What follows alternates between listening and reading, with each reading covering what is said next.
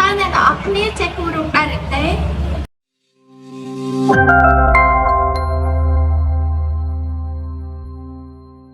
បើអ្នកទៅសួរនរណាម្នាក់នៅតាមផ្លូវថាតើ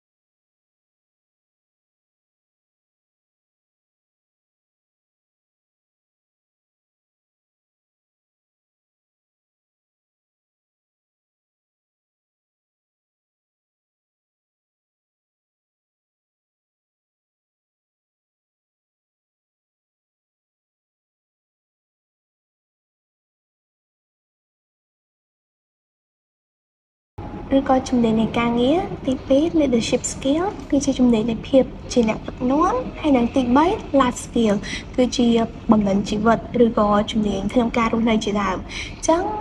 ទី1យើងនិយាយពី job skill ដែល job skill វាបែងចែកចេញជាចំណុចតូចៗទៀតរួមមានទី1 technical skills ដែលនេះអាចជាជំនាញដែលយើងចេះកុំព្យូទ័រឬក៏យើងដឹងពីចំណេះដឹងនៃ software ផ្សេងៗទី2 verbal communication skill ដែលជាជំនាញក្នុងការប្រើប្រាស់ភាសាដើម្បីបញ្ជូនសារបញ្ជូនព័ត៌មានជាដើមនិងទី3 written communication skills ដែលជាការប្រើប្រាស់ជំនាញក្នុងការបញ្ជូនសារជាលេខអក្សរ presentation skills ដែលជាជំនាញដែលយើងអាចចែកចាយព័ត៌មានផ្សេងៗតាមរយៈការធ្វើបទបង្ហាញនិងមានភាពតាក់ទាញដល់ទស្សនិកជនជាច្រើនអ្នកហើយនិងចុងក្រោយគឺ organizational skill ដែលជាជំនាញដែលធ្វើឲ្យយើងចេះគ្រប់គ្រងមនុស្សដែលធ្វើឲ្យមានប្រសិទ្ធភាពជាប្រព័ន្ធហើយទី2គឺតកតងនឹង leadership skills ដែលចែកចេញជាចំណុចតូចៗដូចគ្នាដែលទី1គឺ critical thinking ដែលជាគំនិតការអនុវត្តការវិភាគឬការសំយោគនឹងការវិតម្លៃផ្សេងៗដែលយើងប្រមូលបានឬក៏យើងបង្កើតឡើងពីបទពិសោធន៍ការសង្កេតផ្សេងៗឬក៏ស្ថានភាពជាក់ស្ដែងដែលយើងប្រស័យតាក់ទងដែលធ្វើឲ្យយើងមានភាពជឿជាក់នៅលើការងារដែលយើងកំពុងធ្វើហ្នឹងនឹងអាចបន្តធ្វើវាបន្តទៅទៀតបន្ទាប់មកគឺ delegation skills ដែលជាការផ្ទេរទំនួលខុសត្រូវពីអ្នកគ្រប់គ្រងទៅអ្នកក្រោមបង្គាប់និងធានាថាការងារនោះនឹងដំណើរការបានទៅមុខដោយរលូនហើយគឺយើងបានដាក់ការងារនោះទៅឲ្យបុគ្គលដែលត្រឹមត្រូវរួចហើយបន្ទាប់មកគឺ interpersonal skills ដែលជាជំនាញនៃការប្រស័យតាក់ទងពីមនុស្សម្នាក់ទៅមនុស្សម្នាក់ហើយទី4គឺ managerial skills ដែលជាជំនាញដែលយើងចេះបែងចែកបុគ្គលិកទៅតាមជំនាញផ្សេងៗដែលពួកគេពូកែឬក៏បែងចែកបុគ្គលិកទៅតាមជំនាញផ្សេងៗដែលផ្សារភ្ជាប់ទៅនឹងទៅតាមមុខងារផ្សេងៗដែលផ្សារភ្ជាប់ទៅនឹងជំនាញនិងសមត្ថភាពរបស់ពួកគេជាដើមហើយចុងក្រោយគឺ budgeting capability ដែលជាដំណើរការនៃការគ្រប់គ្រងចំណូលនិងចំណាយផ្សេងៗទី3 យើងនិយាយពី life skill ដែលមានចំណុចទូចៗដូចគ្នាគឺទី1 parenting ដែលជា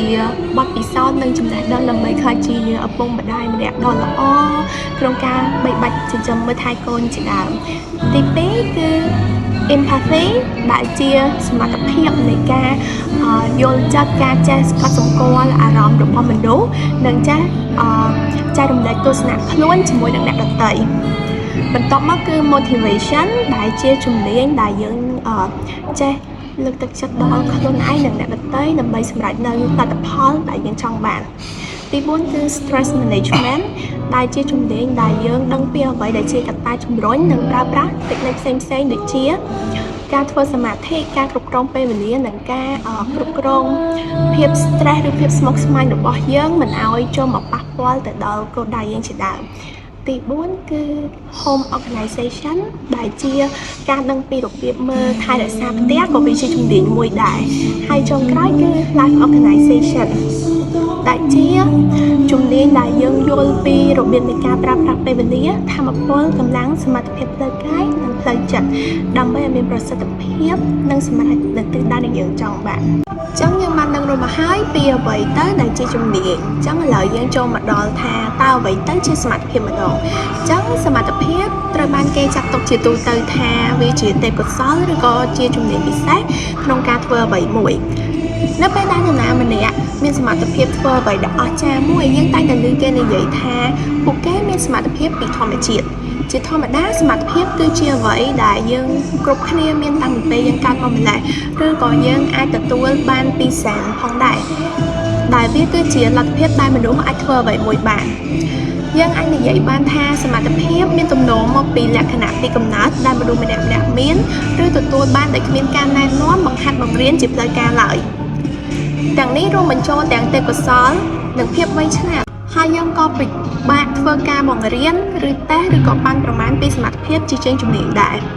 ឧទាហរណ៍មួយចំនួនដែលតាក់ទងទៅនឹងនិយមន័យខាងលើគឺមានដូចជាទី1គឺសមត្ថភាពនៃការស្រាវជ្រាវឬក៏ research ដែលជារបៀបប្រមូលវិភាគនិងបកស្រាយព័ត៌មានទី2 problem solving គឺជាការគ្រប់គ្រងនិងដោះស្រាយបញ្ហាដែលមានប្រឈមមុខទី3 art ដែលជារបៀបដែលយើងអាចចេះច្នៃប្រឌិតសិល្បៈនៅក្នុងទម្រង់ជាច្រើនដូចជាការថតរូបការគូររូបឬការសូនរូបជាដើមទី4 craft ដែលជាសមត្ថភាពធ្វើដោយដៃដែលយើងអាចយករបស់អីមួយតិចតួចតែយើងមកច្នៃធ្វើបានជារបស់មួយដែលល្អអស្ចារ្យឬក៏ពេលខ្លះយើងអាចច្នៃចេញពីរបស់អីដែលមិនមានសោះហើយយើងអាចច្នៃយកមកក៏បានដែរដូចជាអ្នកខ្លះគឺគាត់អាចច្នៃរបស់ផ្សេងចេញពីសម្រាមក៏ថាបានហើយបន្ទាប់មកគឺ public speaking ដែលជាសមត្ថភាពឬទេពកោសល្យដែលមនុស្សអាចនិយាយជាសាធារណៈបានហើយគឺនិយាយទាំងមានទំនុកចិត្តនិងប្រសិទ្ធភាពដែលធ្វើឲ្យមនុស្ស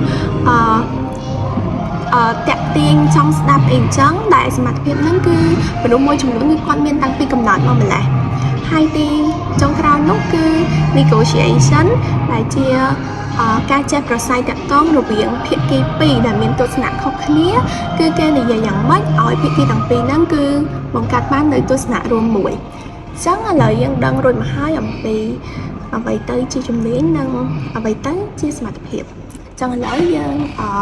នឹងនិយាយអំពីថាតើជំនាញនិងសមត្ថភាពហ្នឹងគឺខុសគ្នាត្រង់ណាចឹង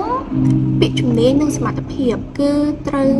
ច្រើនតែត្រូវបានគេប្រើជំនួសគ្នាតែទោះជាយ៉ាងណាក៏ដោយក៏ពាក្យទាំងពីរហ្នឹងគឺខុសគ្នាដែរពីព្រោះជំនាញគឺជាអ្វីដែលអ្នក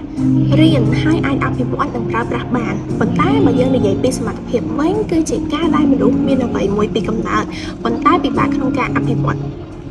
វិធីមួយទៀតនៃការបែងចែកគ្នារវាងជំនាញនិងសមត្ថភាពគឺថាបើគេនិយាយពីសមត្ថភាពគឺគេសំដៅលើការដែលមនុស្សម្នាក់អាចធ្វើអ្វីមួយបានប៉ុន្តែបើគេនិយាយពីជំនាញវិញគឺគេសំដៅទៅលើថាតើមនុស្សម្នាក់ហ្នឹងគឺគាត់អាចធ្វើអ្វីមួយបានហើយគឺធ្វើបានយ៉ាងល្អថែមទៀតចឹងយើងអាចនិយាយបានថាភាពខុសគ្នារវាងសមត្ថភាពនិងជំនាញគឺចែកចេញជា3ចំណុចគឺ ទី1សមត្ថភាពគឺជាអ្វីដែលមនុស្សមានពីធម្មជាតិឬពីកំណើតខណៈពេលដែលជំនាញជាអ្វីដែលយើងទទួលបានពីការរៀនឬបទពិសោធន៍ឧទាហរណ៍មនុស្សម្នាក់មានកម្ពស់ខ្ពស់និងមានរាងកាយមាំមួនដែលនេះគឺជាសមត្ថភាពដែលគាត់ទទួលបានពីកំណើតហើយគាត់បានប្រើប្រាស់សមត្ថភាពរបស់គាត់ហ្នឹងដែលគាត់មានពីកំណើតហ្នឹងយកមកបង្ហាត់បន្ថែមដែលធ្វើឲ្យគាត់មានជំនាញជាអ្នកលេងបាល់ទាត់ដ៏ពូកែហើយ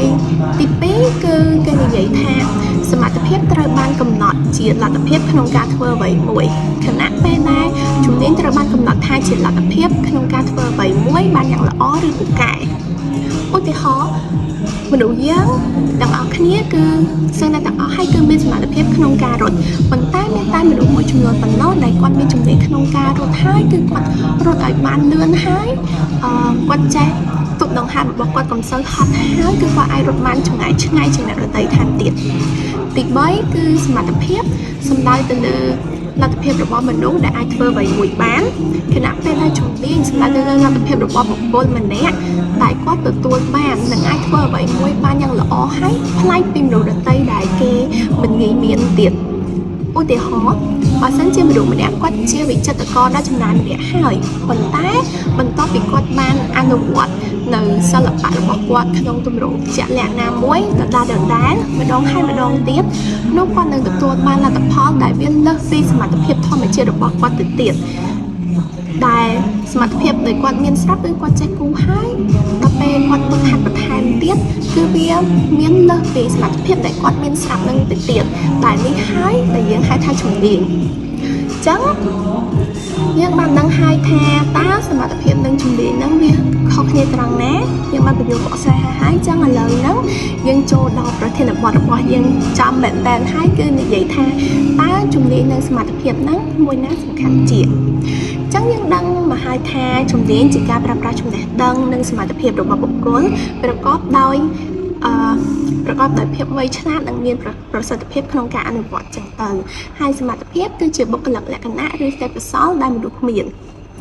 ចឹងជាទូទៅដើម្បីអភិវឌ្ឍជំនាញមួយបានមនុស្សម្នាក់ត្រូវតែមានសមត្ថភាពជាមូលដ្ឋានជាមុនសិនដើម្បីអនុវត្តជំនាញនោះប៉ុន្តែបើយើងមានសមត្ថភាពពីកំណើតរួចហើយប៉ុន្តែយើងមិនបានដកខាត់វាឲ្យបានត្រឹមត្រូវនាំមកវាខ្លាចជាជំនាញមួយដែលយើងអាចយកមកប្រើប្រាស់បានជាផ្លូវការនោះទេ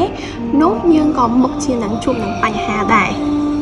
ឧទាហរណ៍បើមនុស្សម្នាក់គាត់មានសមត្ថភាពមួយតាំងពីកំណើតដូចជាគាត់មានទេពកោសល្យខាងច្រៀងជាដើមចឹងទៅឬក៏គាត់មាន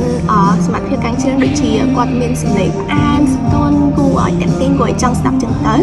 ប៉ុន្តែបើសិនបើគាត់អត់បានបកហាត់បន្ថែមនៅការច្រៀងរបស់គាត់ទេសួរថាតើគាត់អាចច្រៀងបានដូចតារាចម្រៀងអាជីពហើយច្រៀងអាចច្រៀងបានគ្រប់ទម្រង់ដែរឬទេប្រកាសណាថាអត់ទេប៉ុន្តែផ្ទុយទៅវិញបើមនុស្សម្នាក់ហ្នឹងគាត់បានខិតខំបកហាត់អស់រាប់ឆ្នាំហើយគាត់ហាត់សម្លេងរបស់គាត់ឲ្យចេះច្រៀងបានបត់ឡើងគ្រប់ទម្រង់ហើយតែគាត់បានជាមិនមានសម្លេងផ្អែមពីរោះទៅវិញអញ្ចឹងប៉ុន្តែគាត់ក៏មិនអាចច្រៀងបានយ៉ាងពីរោះលំលួចដែរដូច្នេះបើសិនយើងសួរថាតើជំនាញនិងសមត្ថភាពមួយណាសំខាន់ជាងតាមយោបល់របស់ខ្ញុំគិតថាវាសំខាន់ដូចគ្នាពីព្រោះមនុស្សគ្រប់គ្នាមិនអាចខ្វះណាមួយបានឡើយតែអ្វីដែលសំខាន់ជាងការប្រៀបធៀបរវាងពាក្យទាំងពីរនេះទៅទៀតនោះគឺការពិចារណានិងបែងចែកបានយ៉ាងច្បាស់អំពីភាពខុសគ្នារបស់វាជាពិសេសចំពោះនិយោជកចឹងសំណួរសួរថាហេតុអ្វីបានជានិយោជកត្រូវយល់ដឹងពីភាពខុសគ្នារវាងជំនាញនិងសមត្ថភាពចឹងការយល់ដឹងអំពីជំនាញនិងសមត្ថភាពព្រមទាំងចំណេះដឹងគឺជាមូលដ្ឋានគ្រឹះក្នុងការបណ្ដុះបណ្ដាលនិងអភិវឌ្ឍបុគ្គលិករបស់ខ្លួនរឿងដ៏សំខាន់មួយក្នុងការគ្រប់គ្រងបុគ្គលិកគឺថាតើនិយោជកហ្នឹងគឺអាចអភិវឌ្ឍបុគ្គលិករបស់ខ្លួនបានតាមរបៀបណាខ្លះហើយការអភិវឌ្ឍហ្នឹងគឺវាត្រូវចាប់ផ្ដើមជាមុនដែលឲ្យនិយោជកហ្នឹងគឺគាត់យល់ពីចំណុចខ្វះខាតនិងចំណុចអ្វីដែលខ្លាំងរបស់បុគ្គលិកខ្លួនជាមុនដើម្បីពង្រឹងការងាររបស់គេឲ្យបានប្រសើរមួយកម្រិតទៀតចឹងការយល់ដឹងច្បាស់ពីភាពខុសគ្នារវាងជំនាញនិងសមត្ថភាពហ្នឹងនឹងជួយឲ្យនិយោជកគ្រប់រូបអាចពីតម្លៃពីជំនាញរបស់បុគ្គលិកខ្លួននិងមើលឃើញពីអ្វីដែលខ្វះខាត ចេះចាត់តាំងមុខលើទៅតាមមុខងារដែលសមាមាត្រគ្នាជាមួយនឹងជំនាញរបស់គាត់ក៏ដូចជាជៀសវាងនៅការដាក់ឲ្យគាត់ធ្វើការងារណាមួយដែលមិនស័ក្តិសមនឹងសមត្ថភាពនិងជំនាញរបស់គាត់ជាដើមចឹងសរុបមករវាងជំនាញនិងសមត្ថភាពគឺមិនមានមួយណាសំខាន់ជាមួយណាឡើយវាសុទ្ធតែមានសារៈសំខាន់ទៅតាមមុខងាររបស់វារៀងៗខ្លួនថាសំខាន់ថាតើអ្នកចេះយកវាមកប្រើនិងអភិវឌ្ឍវាបានដល់កម្រិតណាមួយវិញទៀតបើតាមយោបល់របស់ខ្ញុំបើសិនជាអ្នកមានសមត្ថភាពខាងអ្វីហើយអ្នកគួរតែខិតខំអភិវឌ្ឍសមត្ថភាពខ្លួនឲ្យក្លាយជាជំនាញមួយច្បាស់លាស់សិនដែលអាចយកទៅប្រើការសិនចាំបន្តទៅអភិវឌ្ឍទៅលើជំនាញមួយទៀតដោយកុំខំស្រវាចាប់យកជំនាញច្រើនពេកក្នុងពេលតែមួយទាំងដែលអ្នកមិនច្បាស់អំពីអ្វីដែលខ្លួនកំពុងមានក៏ដូចជាឃ្លាភាសាបរទេសមួយដែលបាននិយាយថា you can't be good at everything or you can't be highly skilled at everything it's very true when you come to think of it ហើយបាននិយាយពីរឿងនេះខ្ញុំក៏បាននឹកដល់ពាក្យចាស់ខ្មែរមួយដែរដែលគាត់បានពោលថាចេះ10មិនស្មើប្រសពមួយអញ្ចឹងជាចុងក្រោយខ្ញុំសូមអរគុណដល់លោកគ្រូហេងសុភាដែលបានទស្សនាវីដេអូនេះ